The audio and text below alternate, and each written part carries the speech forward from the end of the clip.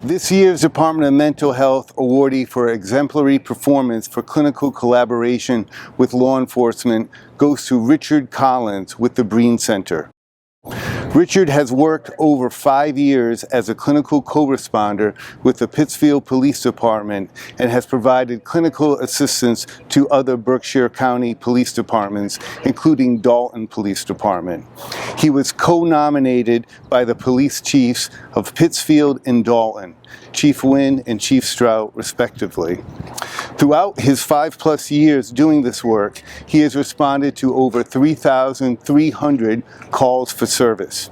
He has worked with the police to divert avoidable arrests and unnecessary ED admissions, saving the Commonwealth countless dollars. More importantly, he has assisted people and families in crisis get the help they need. Richard has worked tirelessly to be a boundary spanner between mental health and law enforcement.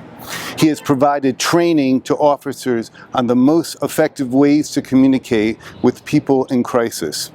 Richard's efforts put co-response on the radar in Western Mass and whetted law enforcement and communities' appetites for other similar diversion efforts.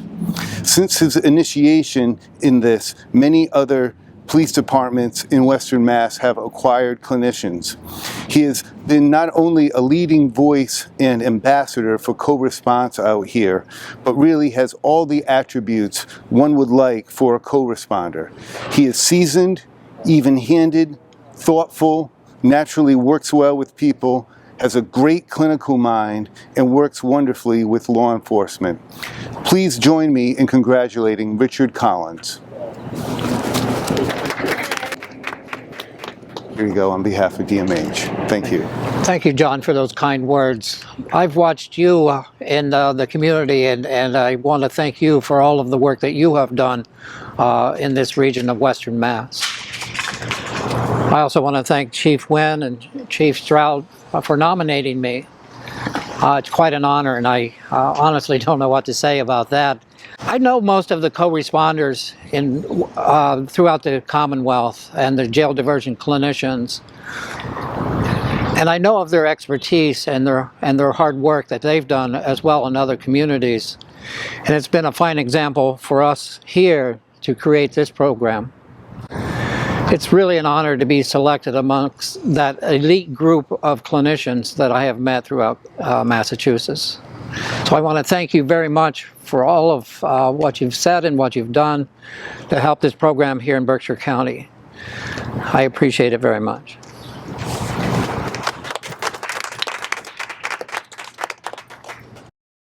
Lieutenant Jennifer Pastor and Sergeant Christopher Malinn from the Brookline Police Department are this year's Department of Mental Health Law Enforcement Exemplary Leadership Award winners.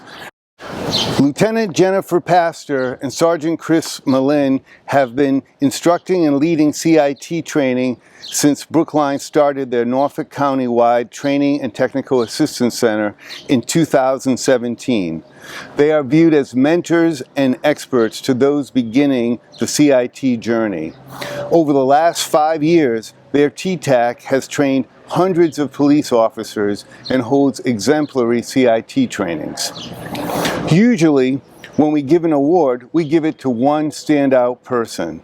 But this terrific tandem is so durable and indivisible, such a team, that one rarely hears Sergeant Malinn or Lieutenant Pastor uttered in a phrase by themselves. Instead, it's always Lieutenant Pastor and Sergeant Malinn, or Jen and Chris, as they like to be called. Lieutenant Pastor has an unassuming yet powerful leadership style, an acuity with policy, and a steadfast sense of the right thing to do, even in highly complicated and nuanced situations. In addition to overseeing the CIT program at Brookline and their CIT TTAC, she supervises the Community Services Division. She also is pursuing her Master's in Social Work degree. Sergeant Malinn has been a driving force in creating positive change in police culture through his steadfastly cheerful yet unrelenting talent for inducing support from all those around him. He has a near-perfect track record of winning over even the most veteran of officers and receives positive reviews for them for initiatives such as CIT and critical incident stress management. Together, Lieutenant Pastor and Sergeant Malinn have developed the Brookline Crisis Intervention Team, the Norfolk County CIT TTAC, the Brookline Police Department Peer Support Team, initiated the department's therapy dog program, and hired a mental health clinician into the department. They are both members of the Greater Boston CISM team. This dynamic duo impacts law enforcement behavioral health training across the Commonwealth and Norfolk County especially, having developed compassionate and effective responses to community members in crisis. But they are most proud of the day-to-day work they do directly to help members of the Brookline community that are struggling or in crisis. The 5-year-old girl with a disabled mother in a health emergency, an elderly woman battling persistent paranoid delusions, and supporting the family of a victim of suicide by shotgun, all are part of a week's work. For all these reasons and so many more, please join me in congratulating them.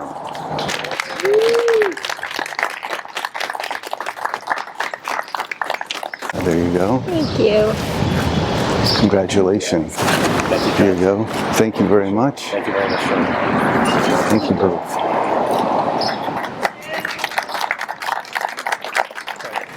First off, I'd like to thank the Department of Mental Health. I know I speak on Jen's behalf and mine. We're very, very grateful for the incredibly ongoing, generous support that they've shown us on every level throughout this journey that we've taken.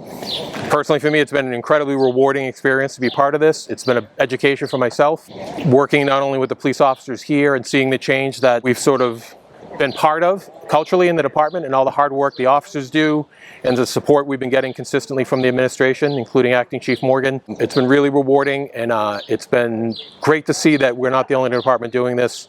We've partnered with many, many departments, I think 45 agencies, including 23 departments from Norfolk County, and all of them are doing great work. Or they're going down different points in the process, but they're all dedicated to it, and I think it's a reflection on how policing is heading. And I think through the incredibly generous grant that DMH has given to us, we've been able to be part of that process. So we're very honored to be receiving the award, but obviously the big part of it is our partners in the Brookline Police Department and across Norfolk County and beyond. So thank you once again very much. Thank you doesn't really begin to cut it. This is a completely humbling experience. We'd be remiss if we didn't thank the Department of Mental Health again for all of their generous support, not only just with the funding, but with their time and with their commitment to helping us succeed. Part of their generosity includes funding Annabelle, our full-time LICSW. She was nice enough to nominate us for this award, but she's really, we wouldn't be where we are without her. Thank you for everything that you do. This is really a great honor, and we appreciate it a lot.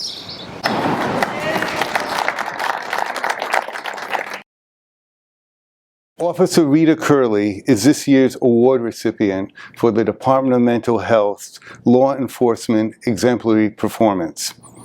Officer Curley is a long-standing member of the Amherst Police Department's CIT, a CIT trainer in autism, and as a CIT officer, she works to aid community members who are experiencing trauma or crisis. During one of these calls, a little over a year ago, she and her partner responded to a report of a suicidal woman armed with a knife at a local parking facility. Officer Curley determined that the woman had locked herself in her car and was in crisis. She found out that the person had recently been hospitalized for mental health problems. As the situation unfolded, the woman was unwilling to surrender the knife. She began hacking at her throat and tried to plunge the knife into her midsection. Officer Curley called for additional help in EMS. De-escalation tactics and Officer Curley's interpersonal skills were not working. Suddenly, the woman produced a razor blade and began cutting her own wrist. Recognizing the immediate danger of this incident escalating into a fatal situation, the officers broke one of the car windows to gain access into the passenger compartment. Faced with an inconsolable and combative woman armed with 2 weapons, they tried to gain control. But the woman struck out as Officer Curley tried to help her, stabbing her in the chest. The force of the blow penetrated her uniform. Amazingly, she struck Officer Curley directly in the center of her chest, where the hardened trauma plate in her ballistic vest absorbed the blow. The strike was so violent that the knife broke. EMS responded and brought the woman to the ER as a Section 12. Officer Curley helped the patient make contact with a helpful family friend and then accompanied her to the ER until she was admitted. The patient told Officer Curley that she had stabbed her in the hope that she would draw her firearm and kill her. When this award was conceptualized, it was thought of as a hero award, an award given to someone who displayed incredible bravery, skills, and compassion while assisting someone in crisis. Officer Curley's response that day was indeed heroic and embodies exemplary service and what CIT can be. Please join me in congratulating her.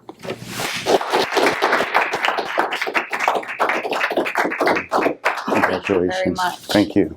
Thank you. Thank you very much for this award. It is an honor. I would like to thank Mr. Barber and his staff for selecting me to be the recipient of this award this year. I would also like to thank my chief and captains for putting the time and effort forward to nominate me for this award. But most importantly, I would like to thank my colleagues that were there that night, Sergeant Todd Lang, who's here now, and Officer Matthew Frederick, who wasn't able to be here today. I do believe that without them on the scene, I can't guarantee that the outcome would have been the same. We worked as a team there, and their confidence and skill level helped me to keep my calm and confidence moving forward in that call.